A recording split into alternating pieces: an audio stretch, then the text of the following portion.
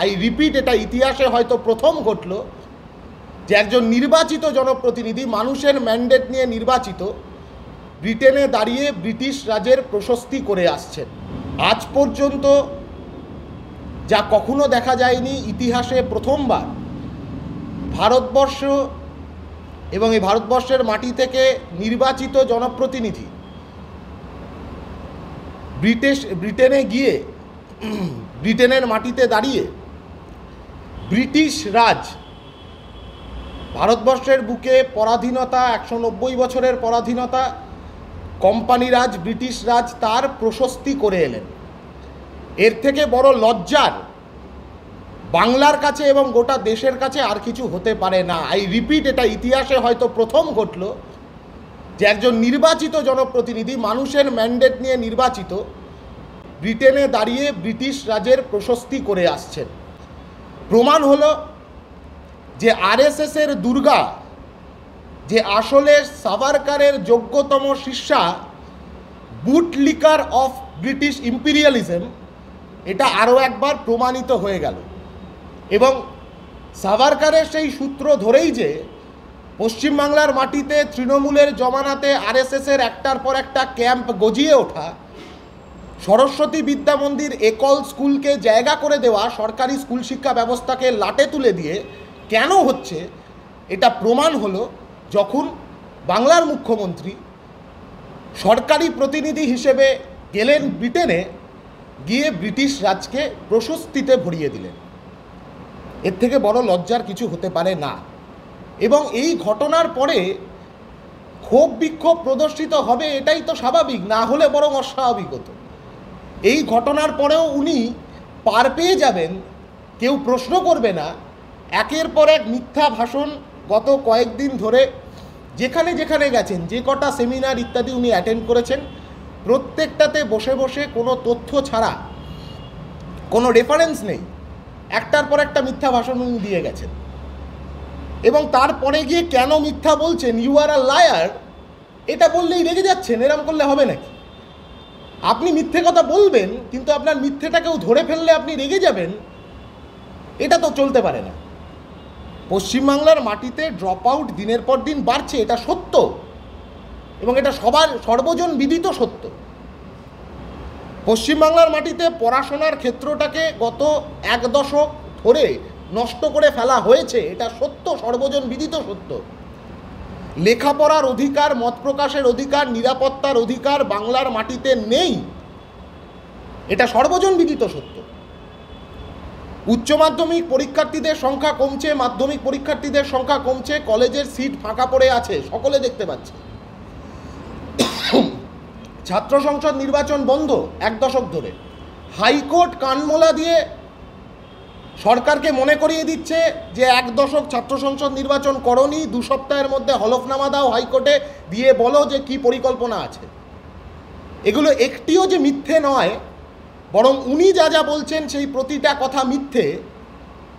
অতএব আমাদেরকে প্রশ্ন করতে হবে, এটা স্বাভাবিক।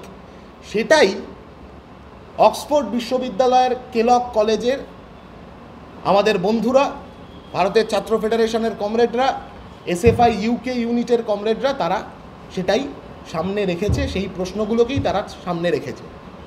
অভয়ার ন্যায় বিচার, আমরা এর আগেও বলেছিলাম, একটা ইনকমপ্লিট জাস্টিস হয়েছে। এখনও অবধি কেন তথ্য প্রমাণ লোপাট হলো, কারা লোপাট করলো, কী স্বার্থ ছিল, এখনও অবধি সামনে এলো না। এটা নিয়ে প্রশ্ন করা হবে না?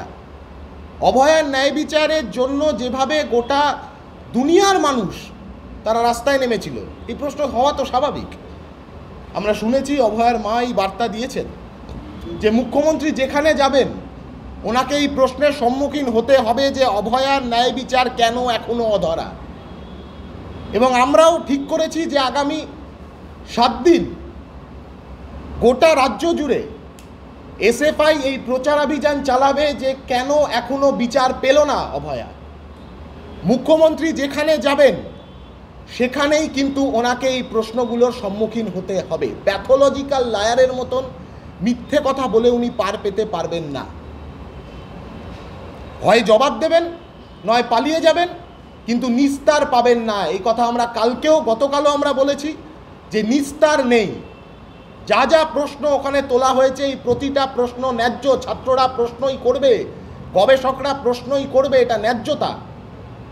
সেই প্রশ্নের উত্তর হয় ওনাকে দিতে হবে, আর নয়তো ওনাকে নতমস্তকে স্বীকার করতে হবে যে উনি মিথ্যেবাদী, উনি প্যাথোলজিক্যাল লায়ার, উনি মিথ্যে কথা বলছেন। এটা ওনাকে স্বীকার করতে হবে।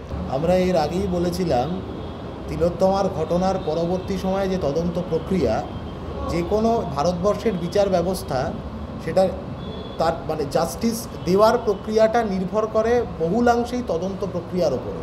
কিন্তু তিলোত্তমার ঘটনার ক্ষেত্রে তদন্ত প্রক্রিয়া শুরু থেকেই ভীষণভাবে ক্লাউডেড থেকেছে, এবং সেই প্রক্রিয়া যত এগিয়েছে আরও বেশি করে সেই প্রক্রিয়া ক্লাউডেড হয়েছে। কলকাতা পুলিশের হাত থেকে যখন কেস সিবিআইয়ের কাছে গেল, তার পরবর্তীতে সিবিআইয়ের যা ভূমিকা, 90 দিনের মধ্যে সিবিআই চার্জশিট দিতে পারল না। কেন পারল না? কোন অদৃশ্য ক্ষমতার বলয়ে বারবার সিবিআইয়ের মতন একটি সংস্থাকে যে কোনো পশ্চিমবাংলার মাটিতে যে কোনো তদন্তের ক্ষেত্রে বারবার পেছন থেকে টেনে ধরছে? এইটা তো মানুষের, আমার মনে হয় না বাংলার মানুষের আর বুঝতে বাকি আছে। এখন কিছু একটা বললে এখন তোমরা বলে উঠবে যে আবার সেটিং তত্ত্ব বলছে, কিন্তু এই সেটিং তত্ত্ব আর বলা হচ্ছে না। সেটিং তত্ত্বটাতে ইমপ্লিমেন্টেড, সেটা সিবিআইয়ের ভূমিকা। পশ্চিমবাংলার যে কোনো দুর্নীতি, যে কোনো খুন, ধর্ষণের ঘটনা, এই সমস্তটা মিলিয়ে সিবিআইয়ের যা ভূমিকা, তা থেকেই এটা প্রমাণিত হয়ে যায়। আমাদের মূল কথাটা যেটা, যে বিচার চাই। অভয়ার বিচারের জন্য যেখানে যতদূর যাওয়া দরকার, যা যা বলা দরকার, এই যে এটা তো ঘটনা, বাংলার মাটিতে একটি মেয়ে বিচার পেল না, তার আওয়াজটা কিন্তু উঠল ওই লন্ডনের বুকে। এবং শুধু এখন এবারে প্রথম নয়, যখন এই আন্দোলন গোটা মানে পশ্চিমবাংলা জুড়ে চলেছে, সেই সময় দাঁড়িয়েও এটা দেখা গেছিল যে দুনিয়ার নানান শহরে একই দিনে একই সময় এই গোটা বিশ্বের নানান শহরে মানুষজন নেমেছিল অভয়ার বিচারের দাবিতে। এই আন্দোলন আরও একবার, যে এই আন্দোলন গোটা দুনিয়া জুড়ে ছড়িয়ে পড়ার একটা জায়গা তৈরি হয়েছে, সেটা বোঝা যাচ্ছে। ছাত্র সংসদ নির্বাচন সংগঠিত করতে তৃণমূল, রাজ্যের সরকার, তারা ভয় পাচ্ছে, এই কথা আমরা বারবার বলছি। এদিকে মানে উনি এটা মানে প্রেসের কাছে বলেছেন বলছো, তা উনি তাহলে এটাই মানে আশা করব 2 সপ্তাহ বাদে যখন হলফনামা জমা দেবেন হাইকোর্টে, তখন এটাই হাইকোর্টকে বলুক। তারপর বাকি নির্দেশিকা হাইকোর্ট যা দেবে। হাইকোর্ট একটি নির্দেশিকা জারি করেছে, নির্দেশ দিয়েছে, খানিক ভৎসনাই করেছে যে গত 1 দশক ধরে ছাত্র সংসদ নির্বাচন বন্ধ। শিক্ষামন্ত্রী স্বভাবসিদ্ধ নির্লজ্জতায় তার পরের দিন প্রেসের কাছে এই কথা বলেছেন, আমি ধরে নিলাম।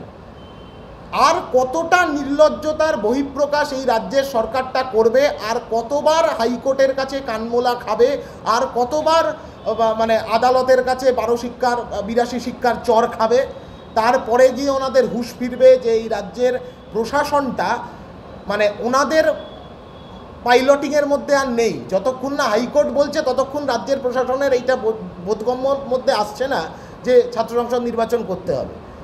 ইমিডিয়েট নির্বাচনটা এই কারণে দরকার, ক্যাম্পাসের ভেতরে নিরাপত্তার প্রশ্ন, মত প্রকাশের প্রশ্ন, এই যে প্রশ্ন করার অধিকার, যে কথাগুলো এতক্ষণ ধরে আমরা বলছি, এই প্রশ্নগুলো তোলার জায়গা হলো ছাত্র সংসদ।